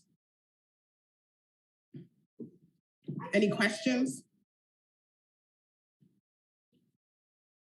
I don't know if it's a question as much as because I was going through the email exchange and I thought, well, it's too broad of a discussion to keep going back and forth in a text kind of a way. I guess the thing about the wording of the first one that piqued my interest is that, well, okay, in terms of email response, okay, so there's funding, but the funding is used for conferences and trinkets and stuff like that, not specifically around the maternal health. And I'll say Black maternal health because there's an acknowledgement already amongst that grouping, if you will, that there's disparities around Black maternal health. So how can this be that we know that there's disparities, but yet we're not channeling money? So I always come back to that point. It's like, how is it we can do it over here, as you just pointed out, around white infant mortality, but not Black infant mortality? to me, I don't know if that's conscious or unconscious, but either way, the impact is the same. And so, I worry that we fight for more budget and funding in a system that doesn't have the current will to do what's right in the first place. So now we add more money to a system that's broken and corrupt, if you will, around spending what they should and could be spending now. So I wonder if the real not real, but if a slant on the recommendation would be around addressing the spend level now with the money that's in there now, as opposed to fighting for more money that's not going to be well spent because the conscious or unconscious bias is baked in. I don't know how else to put it. I completely understand where you're coming from. And I think what we really need to focus on is ensuring that, like you said, that there is a percentage of funding dedicated to that, not just, when these conversations come up and when we think about some of the things that need to be addressed in these communities, we kind of get tired of hearing like, oh, well, we don't have the money, but all the money is spent on basically talked about earlier. So it, like I said, it has to be intentional. We have to want to address these disparities. And if that funding is dedicated to those specific things, and like it says at the end, and continue each year until those disparities are eliminated, then we get to look back and say, what have we done to impact that percentage? What have we done to bring that number down? Yeah, and just my closing, it frightens me that this is conscious. It frightens me that this is systemic, and we can't just sit by and allow those that control the funding and or the spend levels to just continue to do the same things that they've been doing when they can acknowledge that there's disparities in the spending. So I thank you for the time. Agreed. Dr. Carmen Jordan Cox. So it's so these recommendations together are asking for 30% of existing funds in addition to increasing the overall amount of money available. Is that correct? So the first one is saying increase and expand the state funded budget for infant mortality work in the state. That is saying, when we say expand, we're just saying, put money into addressing Black infant mortality, Black maternal mortality. The second one is being a little more specific, basically saying that these agencies that are receiving these funds, that they should allocate a specific percentage of that funding to maternal health and infant mortality that impacts that where the poorer, where folks are more impacted, such as our disenfranchised areas. And it does circle around African American.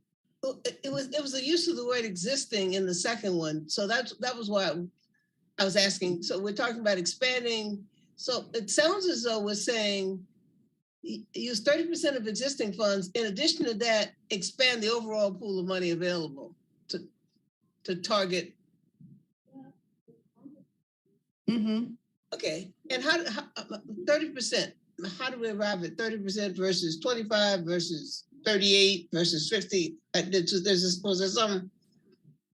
I was just curious as to what the magic number was with 30%. We were looking at some conversations that were being had down in DC in reference to addressing populations that are disproportionately impacted by poor health outcomes, and what we heard was 30%. Okay, all right. So we just stuck with the 30%. Okay, that's fine. That's okay. Thank you. I didn't have a context for it. Or we could do 50. No. I didn't have a context. Thank you, Rachel. I'm sure I won't be the only one asking that question. So, so it probably is a good idea to kind of know how they arrived at that in DC. Yeah. As we move the recommendations forward, that's probably a good idea to have that as kind of a, in the fine print.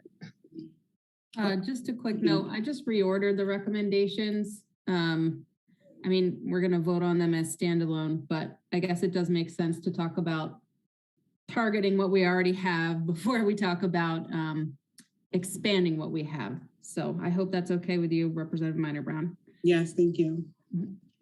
And Ray Jones Avery. Are there other recommendations to go through before I make my comment? No, it's just these two. Okay, great. So my comment is really driven by the political determinants of health and how the system that we have is so fragmented and that these disparities and the misuse of resources, and I would argue, will continue until the system is more cohesive and more coordinated. And so we have, it's been mentioned tonight that we have at least 4 or 5 different state agencies that are responsible for equity in some aspect of mental, physical, or educational services to the citizens of Delaware. And we've seen initiatives come and go. And I really am imploring us to really dig in on the recommendations not at this meeting, but a subsequent meeting, around building a more cohesive, coordinated infrastructure. And I know that some of us advocated for resources, increased resources for the Bureau of Health Equity, and the component parts that fall under that bureau, which I believe are the Office of Minority Health and another office. I was invited to a meeting with Sandra Johnson around health equity. And Keith, you know more about this than I do, but my understanding is that strategic plan is either under development or soon to be developed. Then there are other people in state government being hired in different offices to be responsible for improving equitable outcomes. It's very fragmented to me. And I think it would be helpful for us to get a handle on what's being planned and ultimately to bring these health-related initiatives under one component of state government. I'm actually glad you mentioned that. And I was going to, Caitlin, do you mind? Not at all. And the staffing and resource it properly. Yeah. Because the Office of Minority Health was never staffed properly, never resourced properly. You're right. And you know, you said that on one of our very first meetings. Because I rode up and down the highway for 20 years to get it, and to get it, to make it a part, to get it legislated to even be created. Yeah, we have been. And it's not working. It's just there to look good, right? There's nothing. So Caitlin, do you mind an update on the conversations we have been having around racial equity? Absolutely. So at the last full body African American Task Force meeting, all of the co-chairs and subcommittee chairs advanced a recommendation to the full body to create a successor entity to the African American Task Force, so that the work that all these subcommittees are doing is not lost, so that there's somebody to continue to carry the torch. We were asked by the task force members to revise our recommendation. And so based on that, Representative Johnson, Representative Minor-Brown, and I have had conversations with Sandy Johnson, who is the Director of Statewide Equity Initiatives. We also met with Cassandra Coates-Johnson from Public Health, to talk about the existing Office of Minority Health and to try to figure out how can we leverage existing work, but also have, a permanent home for these issues going forward. And so what we've arrived at and what I'm hoping will be shared with the full task force very soon is a recommendation to create a racial equity consortium. So it would be similar to the Cancer Consortium or the Delaware Healthy Mother and Infant Consortium, or even the Reading Consortium, in that there would be members who are appointed who represent very specific agencies. In this case, it would be agencies that, you know, work around racial justice. And, you know, of course, we would want to include on that membership somebody who can represent the statewide, well, Sandy's position, the statewide equity initiatives office. We would want to have somebody from public health who can represent the Office of Minority Health. That way we're bringing together all of the organizations that are already doing this work so that they can all talk to each other, all get on the same page. And we are hoping to provide funding to staff this. So currently the Reading Consortium is staffed by the University of Delaware and Delaware State University through a contract. And so we are looking at, you know, doing something similar, basically having a consortium with members who are already doing the work, but then staffing it through a third party, which could be DSU if they're interested. We still have to have that conversation. That's the basic gist of it. Thank you for restating and reminding us of that. And I still maintain that, and that's great. I'm on the Reading Consortium. There's limitations in the Reading Consortium's decision-making authority and power. And so maybe once we have a visual that takes this concept and a schematic and draws lines to where the decision-making authority lies, then it'll become more clear to me.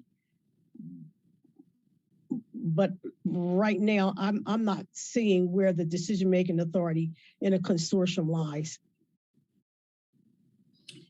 I'm just going to jump in really quickly. I want to continue this conversation, but I do quickly, while we have everyone, because a few folks have to jump off at 7:30, I do want to vote on these recommendations so that we do have something to take to the full body task force. And then for those who can stick around, I'd love to continue this conversation and also discuss a path forward, if that's okay with everyone. Caitlin, if you don't mind, it's 7:28. Could we go to the attendees slide? And what we'll do is the data, the 30% of existing funds, we'll use that as recommendation number 1. And then increasing and expanding, we'll use that as recommendation number 2. And then after we vote, we can come back and have a discussion on the consortium and also on a path forward, just so that I can be respectful of everyone's time. So we will start with recommendation number 1, which is to allocate 30% to populations that are impacted by the inequities that exist in our state. I'm going to start with myself, Melissa Minor Brown. I am a yes vote. Representative Kendra Johnson.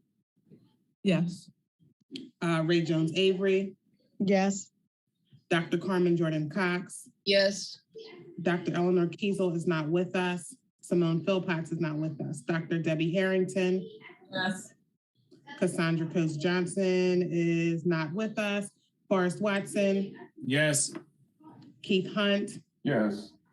Dr. Nikisha Williams Bailey is not with us. State Treasurer Colleen Davis is not with us. State Auditor Kathy McGinnis. State Auditor Kathy McGinnis. Okay, she may have stepped away. And Lucretia Young is not with us. Let's move on to recommendation number 2, which discusses increasing and expanding funding to address Black maternal mortality and infant mortality. Representative Minor Brown is a yes. Representative Kendra Johnson. Yes. Ray Jones Avery. Yes. Dr. Carmen Jordan Cox. That's the second time today. Yes. Dr. Eleanor Kiesel is not with us. Simone Philpotts is not with us. Dr. Debbie Harrington. Yes. Cassandra Coates Johnson, not with us. Forrest Watson, Yes. Keith Hunt, Yes. Dr. Nikisha Williams Bailey is not with us. State Treasurer Colleen Davis is not with us. State Auditor Kathy McGinnis. Looks like she has stepped away, and Lucretia Young. Okay, so we got through those two recommendations. Caitlin, I don't know with the count that we have, if we have enough votes to move it forward to the full body. We can discuss that, I guess, later. Or do. Yes. So for the first recommendation, we had 7 yes. And that is our number for quorum, I believe. So that should go through. And unfortunately, I didn't catch all the votes for number 2. My babysitting help just had to leave. So I am now nursing. It was the same number for number 2. Okay. In that case, it also passes. Okay, great. So thank you everyone for at least getting these recommendations from the Black Maternal Health Research Group out of the subcommittee and on to the full body task force, and looking forward to doing the same with the other research groups' recommendations so we can start to discuss these on the full body task force. Now that we did that, if anyone has to go, it's 7:31, go ahead and go. If we want, we can stick around and circle back to the conversation that was just being had in reference to the consortium or commission and getting the work done related to the African American Task Force.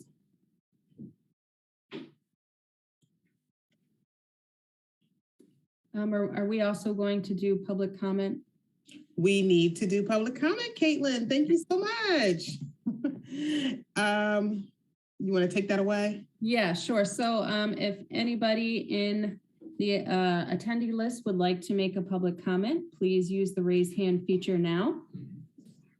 And if you're not prepared to make a comment at this moment, you can always email comments to African American Task Force, all one word, at delaware.gov.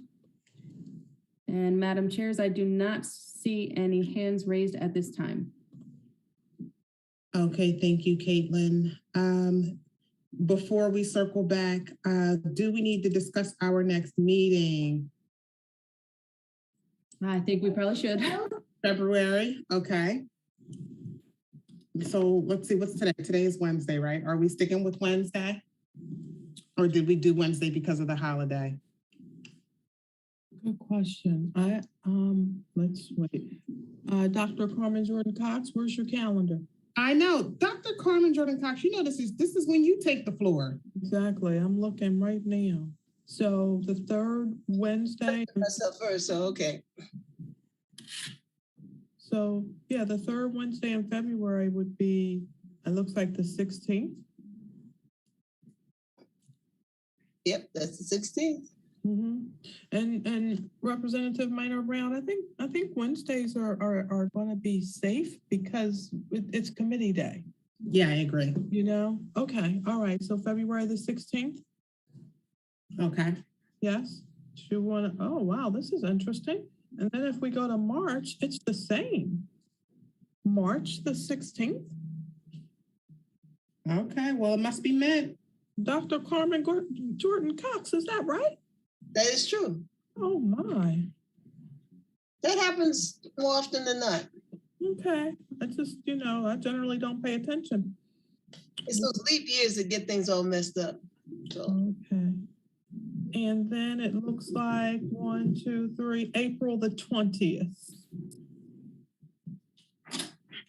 Now, when is Easter in April? Oh, that's let me see. Easter, that's a good question. I'm thinking Easter's the 18th, but let me see. 17th. It's the 7th. Lord, I said the 18th. So the 18th is tax day. It's like Easter isn't on a Sunday. I said a Monday. Really? But when are you all off for break? Isn't that your Easter? Yeah, it is our Easter break. We're off the 19th. Yeah, we're off those 2 weeks. Right. And folks might be away that week as well. Yeah, you're right. You're right. That is my birthday, on 19th. So what do you want to do then? So you're a 19th person also? I am the last day of being in Aries. I'm a 19, just a different month. I'm a 19, just a different month. So What month? March. March. Stay Okay. focused, people. Stay focused. That's right. We're statewide, so we don't want everybody to be sending us presents and everything, you know. All right. So now my calendar closed up. Darn it. It's not the 19th though. It's April the 20th. Right. Except they're on recess. That was the reason that. Yeah, we're on recess then, and at this. And a lot of folks go away that week. Yeah. So then, are we skipping April? Then is that what we're doing, or are we trying to do it earlier? Like, what are we trying to do? Oh, is Kathy back with us yet? I'm sorry, I just changed gears quickly. Sorry? I was wondering if Kathy, oh, there she is right there. Yeah, she's done. Hi, I'm sorry. You know, I'm taking us all the way back. Representative Minor Brown had presented her recommendations and we went through a vote of acceptance, but each time we came to you, you weren't available.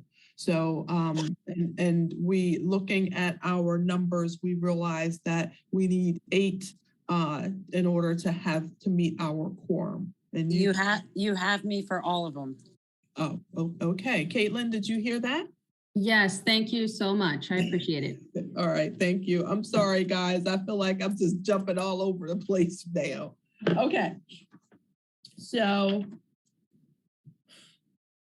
what did we say we were doing for April? Nothing? At the week before and the week after. Okay. Break. So, do you want to do April the 16th?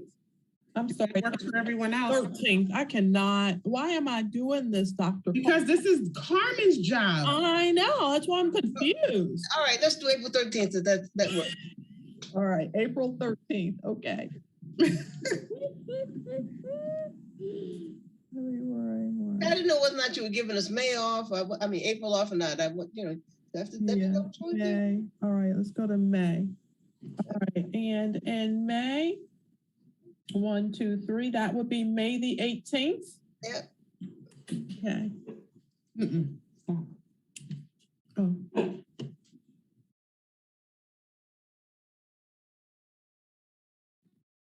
Do we want to stop at May or do we want to go to June? Let's stop at May. Okay. We should stop at May, but you know what? This just made me think. I just remember this time last year doing this. And I just want to remind everyone that we are literally a year in.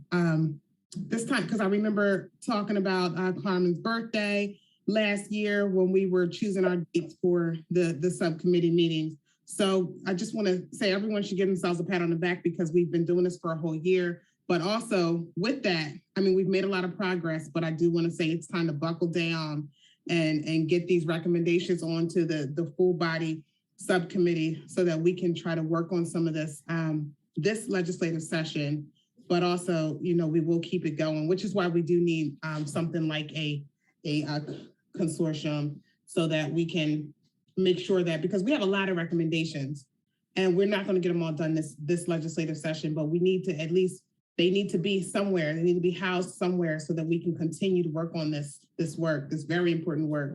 When we're not in session, and also once we get, you know, some of these done so that we can make sure that we get through all of this. But kudos to everyone in this subcommittee. We have made it, literally, we've made it a year.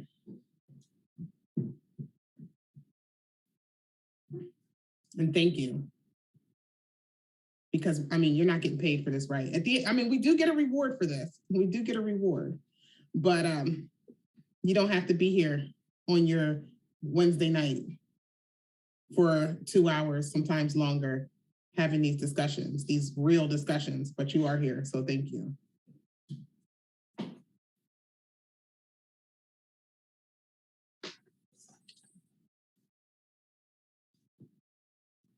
Okay, where are we?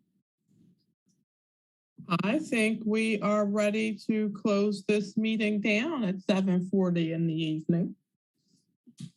Well, we had an open discussion forum. I don't know if you're going to follow through with that or not regarding the coalition or table that. Also, I'd like to ask Caitlin if she could just send out an email with save the date on the dates that we did identify, and then we'll placehold them as soon as possible so that we don't get tied up with anything else on those days. But we had a open-ended invitation for those who could stay to talk about the coalition piece. I don't know how you want to handle that. Mm-hmm. I'm sorry, I couldn't quite hear the last bit of that. So are you asking for calendar invitations for the subcommittee meetings or for the full body African American Task Force meetings, or both? Well, for my calendar, both, but at least Okay. for the subcommittees, yeah. Okay, all right, yep, I can absolutely do that. I'll probably get to it tomorrow. I apologize, I got a talkative 2-year-old that I need No to put to worries, bed. yeah.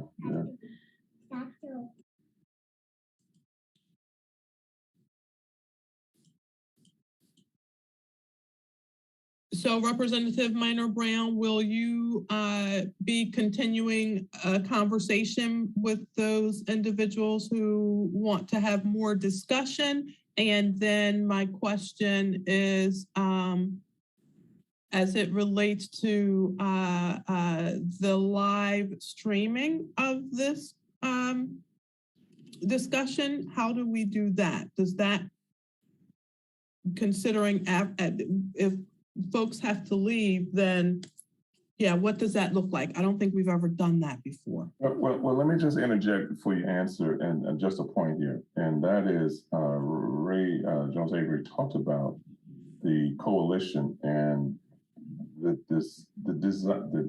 dire need to have that, and Melissa Brown, Representative Brown, talked about the need to have design and continuity. So I would ask that we table that for agenda time so that we can have a real full body discussion about it, because it's so important to leveraging who we are, where we are, and what we want to have happen. So I think it's worthy of tabling it till we can have a full body discussion on it. I agree, absolutely. I agree as well. And I agree with everything that Ray Jones Avery said. So we definitely need to have these conversations, because we're doing a lot of work here, right? And we don't want to do all this work and then 2-3 years down the line, we're like, oh, remember when? But it's not now, you know, and that's what constantly happens. So we do have to create something that's gonna sustain.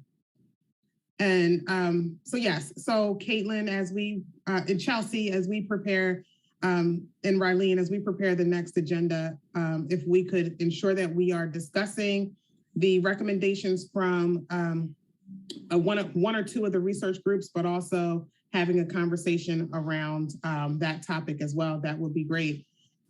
Also, I just want to mention, for us to do that, we have to make sure that we are looking at those recommendations and those emails, and having some dialogue on the email thread as well, so that we can, you know, by the time we meet again next month, we'll be at a point where we can at least have a short discussion and then start voting on some of these recommendations. Debbie Harrington.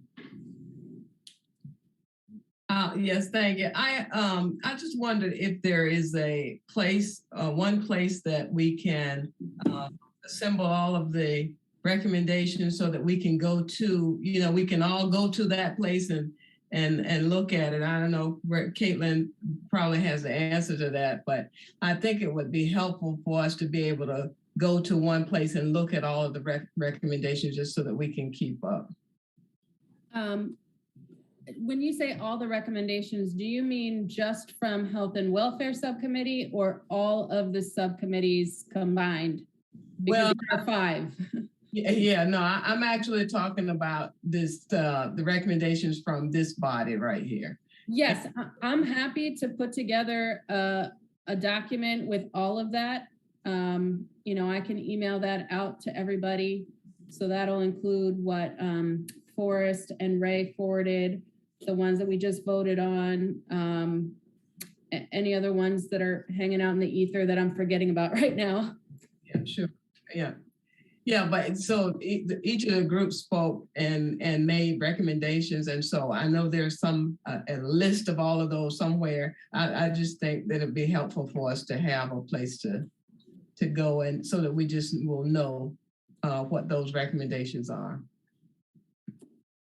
Yeah, sure. I just got to pull it all together and make it pretty. Great, thank you. Thank you, Caitlin.